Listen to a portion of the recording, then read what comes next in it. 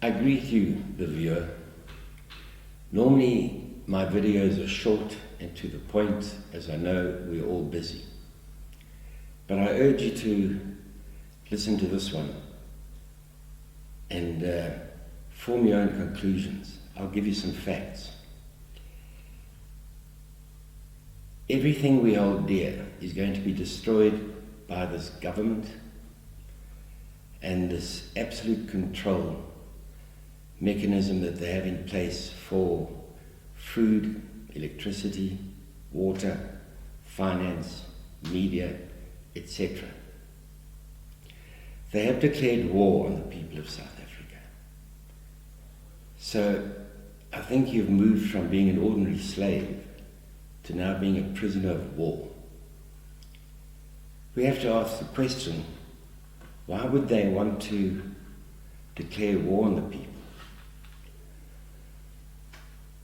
I've mentioned UN Resolution Agenda 2025 and 2030, which is a depopulation agenda of the planet.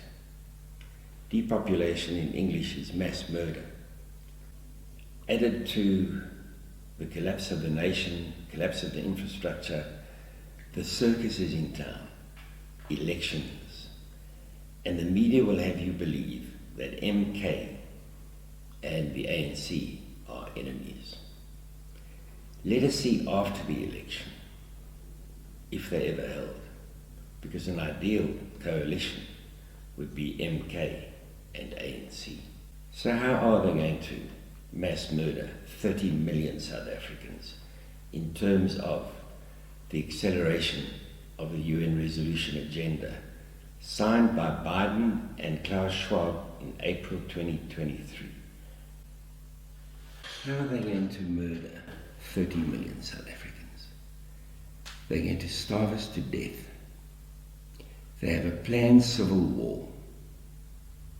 This country is armed to the teeth. Things are that dire, and the political circus is in town. I'd like you, those of you that are old enough, to remember 1994, when Nelson Mandela freed the nation, the Rainbow Nation. In 1994, our TVs told us that we were a Rainbow Nation and that we could build this nation together. The global media followed the Nelson Mandela Rainbow Nation circus. For in 1994, there was a meeting in Cairo called the Cairo Declaration on Population. Whilst we were dancing in the streets in 1994, celebrating our newfound Rainbow Nation freedom, 186 nations signed an agreement in Cairo to depopulate the planet, reinforcing Agenda 2025 and Agenda 2030. How do they intend to mass murder the planet, you ask? By any means possible. Firstly, if we look at food and food inflation, you should have noticed that in the last 3 years we're looking at an increase of at least 20% per annum, notwithstanding that the government assure you that it's only 5.2%. If you look at the price of fuel and the inflationary aspect of that since COVID, 10 Rand a litre, and now I believe 23, 25 any day now, that's a 150% increase in the price of fuel. If you take electricity, we're probably paying something like 180% more for 45% less electricity. They are impoverishing the nation to the point of submission, because the very things that we require, that we need to live, food, fuel, electricity and water, they're even load shedding the water. They have deliberately collapsed this nation. They have deliberately destroyed the infrastructure. So where does that leave us? I've been down the road of the SADC National Peace Commission. I am the co-chair.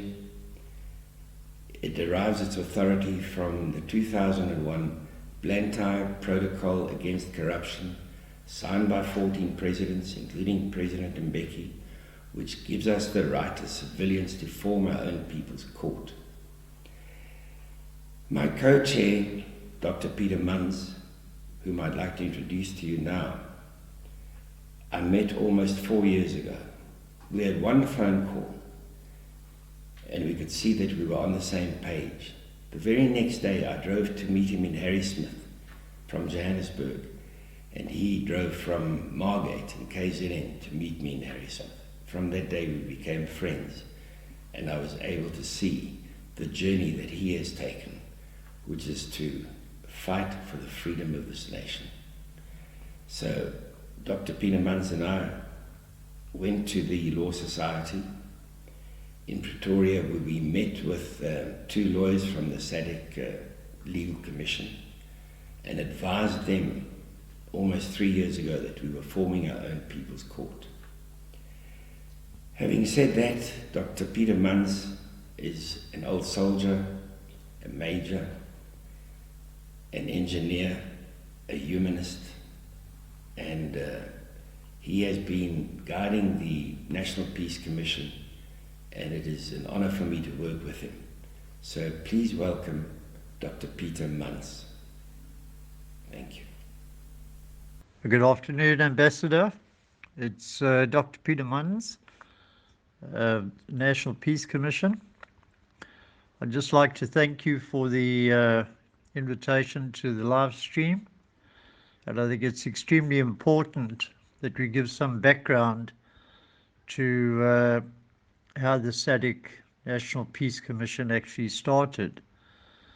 And my background is electrical and mechanical engineering with a military history and a doctorate in theology in 2008.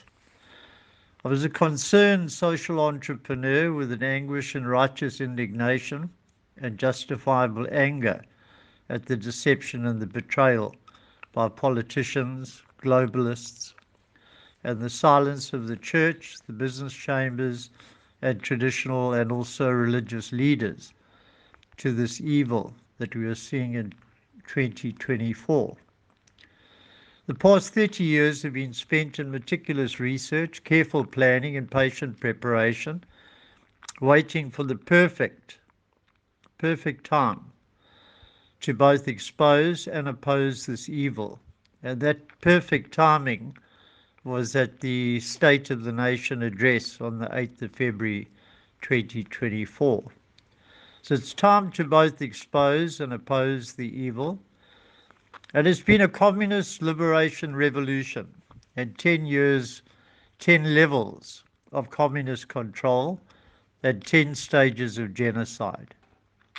The past 16 years have been spent in community engagement in both the public and private sector and finding practical and biblical solutions to the humanitarian and economic crisis created by this ANC parliament. South Africa is not a democracy. It's a communist dictatorship, and it's also a failed state. The past 6 years have been spent in providing a museum of truth and a library of evidence that cannot be opposed, denied, disputed, or ignored. And the past 4 years have been spent in providing the infrastructure and national action plan to remove this communist hammer with the word of truth, the sword of justice, and the hammer of judgment, with the National Peace Commission. Now, our concerns and the people of the SADC Tribunal for Natural Justice, our concerns are that we need another CODESA, we need another Conference for Democracy. There is no separation of powers, and South Africa needs a Congress of the People, which must come from the nations of this country, and these must be capable and ethical people who want freedom from communist controls and perpetual war, violence, and terrorism. They will be appointed from the nations of South Africa as partners for democratic change. South Africa has a communist dictatorship, and we must restore that justice, the peace, the democracy, and the sovereignty which has been lost. The introduction to the National Peace Commission is that it was first initiated by the late Zulu monarch, King Zwelithini, in 2015, and embraced by the House of Traditional Leaders, 300, to restore that justice and the peace. It was launched in March 2019 with the Batho People First Peace Accord in Verulam at the William Carey World Missions, and attended by the late Prime Minister Prince Gatsha Buthelezi. It was established as a SPV, a special purpose vehicle, as a civilian oversight to the Parliament and public sector. The National Peace Commission demanded oversight in 2019 to the Anti-Corruption Tribunal established by Cyril Ramaphosa and the 2018 State Capture Commission, and was ignored by the Office of the Department of Justice. The National Peace Commission demanded to be a civilian oversight to the COVID-19 military lockdown, house arrest of 65 million people, and closure of the economy, and the destruction of the food security and the economy. So we want accountability at this stage. South Africa needs the nations to unite and establish the Congress of the People. We need a People's Court and a Congress of People to expose and oppose the evil. Now, South Africa needs the freedom, liberation, emancipation. So we'll work with the United Cape States because they also want liberation and freedom. But South Africa needs that freedom. The evil is in the communist hammer and the communist liberation revolution and the 10 stages of genocide and the 10 communist controls in the past 30 years. The evil in the country is the control of the education and legal guns, religion and the churches, charity and welfare, and the class warfare is used to divide the people by race, by culture, by creed, and even by denomination in the church. They control the poverty and the debt through the banking institutions, and they control the media.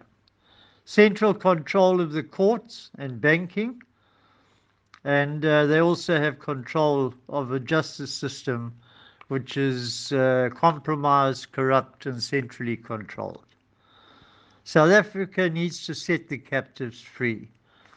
We need those partners for democratic change. And we need to reclaim our authority, restore the justice, and remove that centralized control and the poverty. There's been a declaration of war with military lockdowns, and we want to change that. We have to oppose it, and we have to remove these levels of control. And we need the People's Court, the Congress of the People, and Partners for Democratic Change. Thank you very much.